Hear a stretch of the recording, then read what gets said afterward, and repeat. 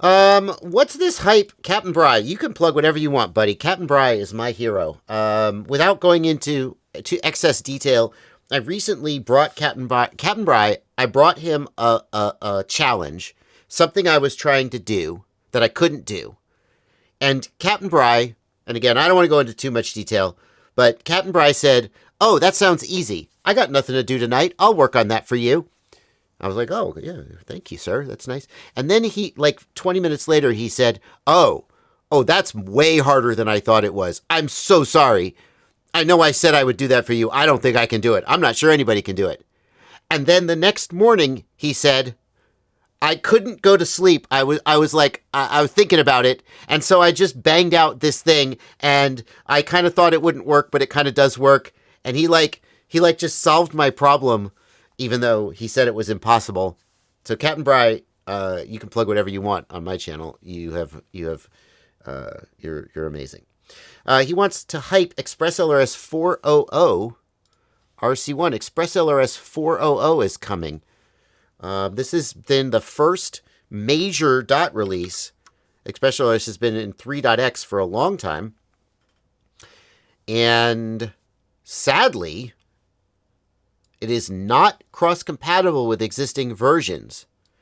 That has always been true, that ExpressLRS major versions are compatibility breaking. So the first thing you need to know is, if you are like, I want to try ExpressLRS 4.0, you cannot bind it to your 3.x gear. You'll need to go all in. What's new? Support for STM32-based hardware has been removed. So basically all ExpressLRS hardware today uses the ESP32 chip.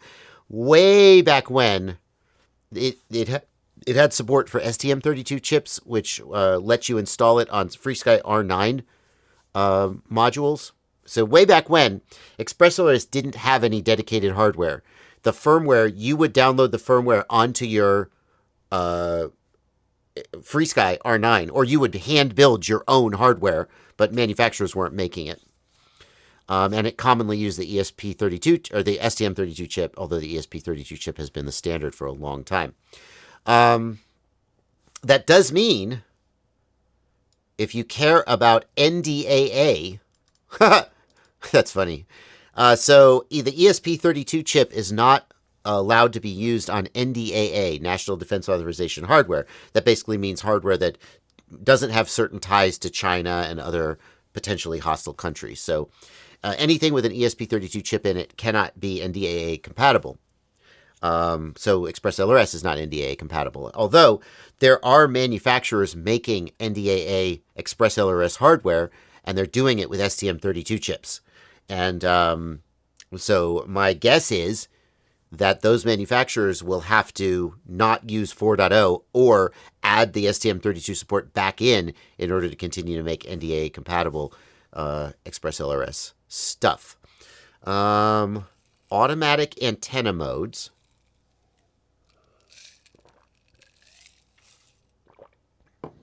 Nice.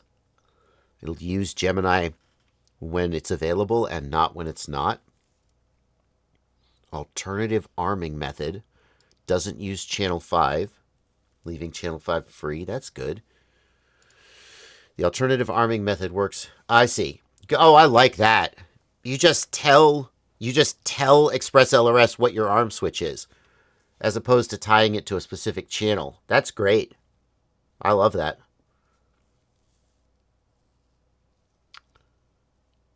Interesting. All right. I didn't realize that full res modes would skip channel 5. I don't use full res modes very often. I didn't know that. PW servo stretch mode. Oh. Wow. I mean, I'll never use that, but that's cool. D-Shot 3D mode. The ExpressLRS receiver can output a D-Shot 3D mode signal? Okay.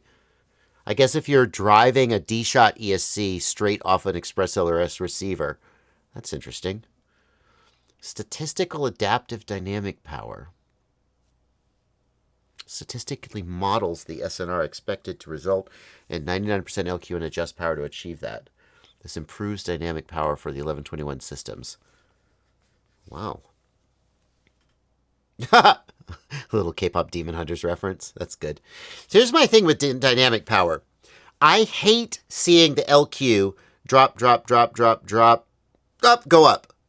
If you're using dynamic power, what I see is the LQ is 99, 95, 90, 80, 85, 82, 90, 9. And it drop, drop, drop, drop, drop. As it cranks the power up, the LQ drops and then boosts. And like, anytime I see the LQ dropping, I'm like, oh, and then it goes up and I'm like, oh, okay, I'm good to go.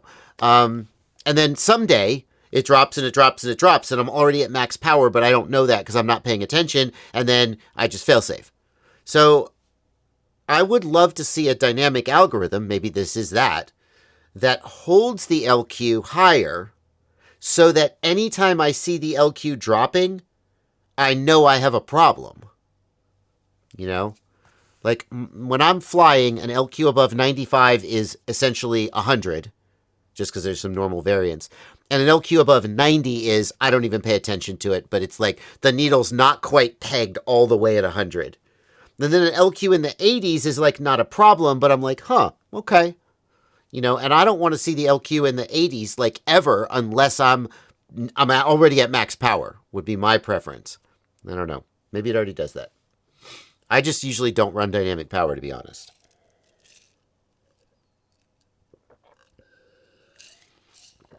Ooh, new web UI. I like it. Double telemetry bandwidth when operating in Gemini mode. Oh, so the telemetry isn't redundant. That makes total sense. That's incredibly smart.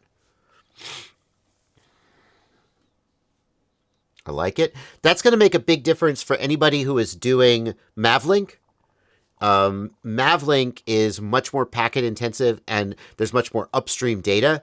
So if you're doing Mavlink, if you're doing Mission Planner, if you're doing ATAC integration, the two-way Mavlink data is going to be incredible. I was flying with a guy recently, and he had a little ground station. So his ground station had a. So I've been dipping my toe more into the RG-Pilot Mavlink world, by which I mean like my toe is up to the second knuckle now instead of just the tip. Like I'm not really in that world, but I've been playing with it a little bit. And he had a ground station, and he was running Mavlink to his iNav quadcopter, which was kind of cool. I didn't know iNav could do that. And basically all you get when you do that is you get telemetry back to the ground station. But the tablet was tracking the location of the aircraft, and he fail-safed. He fail-safed, and his aircraft crashed, landed somewhere in a field. And he lost video, and we didn't know where the aircraft was. But because he had been using the ground station, he had the exact GPS coordinates of the last known location on a map. And so we got in a car and we drove to that location. And as we got closer to the location, his radio picked up the receiver. So it was still powered up. And then, boop, the GPS updated and we saw exactly where the quadcopter was on a map. And we're able to just go get it. And I was like, well, damn. Okay. This Mavlink telemetry thing, I could see some use for this. Go figure.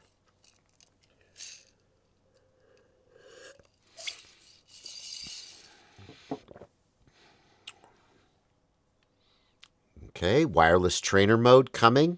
That's cool. Wireless pedal. I don't know what you would use that for, but there you go. DJI output. Oh! ExpressLRS can arm DJI air units. So you don't need the the armor device if you have an aircraft without a flight controller. That's very slick. Shut up. GPS attached directly to the receiver? Awesome. I don't know what the hot telemetry... You have telemetry sensors, I guess, on aircraft that don't have a flight controller. I guess that's cool. A non-slock to function. They share a certain case. You can start a connection, but the LQ would stay very low. Sounds like a bug fix, but I never encountered the bug, so. core code refactors, more Crossfire spec compliant, new Crossfire packet routing system. Oh, Crossfire packet routing system. That sounds very interesting if you were building a network of, like, some people will build a repeater and the telemetry data can't go through the repeater. That's very interesting. But most people probably won't do that. Backpack disabled and Wi-Fi, yeah. Minor changes. That's very cool stuff. While I have been reading through the release notes, Blunty, anything in the Discord that we should call out, commentary or anything before we move on? Reminder for people that if you have SPI, you're not going to be able to use SPI with this. Betaflight will need a code change. They'll have to have some kind of update in a new Betaflight version to support this. So, you might not want to run this for a while if you have SPI stuff. Oh, because if you move your controller to 4.0, your SPI receivers can't come with it because Betaflight would have to be updated. And frankly, I know the reasons why people use SPI receivers, but honestly, the downsides, I think, outweigh most of the upsides a lot of the time. So I try to avoid them. You can get very small flight controllers with UART-based. They're just a little more expensive because you have to buy the ESP chip. It's more about existing hardware at this point. Yeah, no, of course. Yeah. All right. Thank you, Captain Bry, for that. And thank all the ExpressLRS devs for the work that they put in.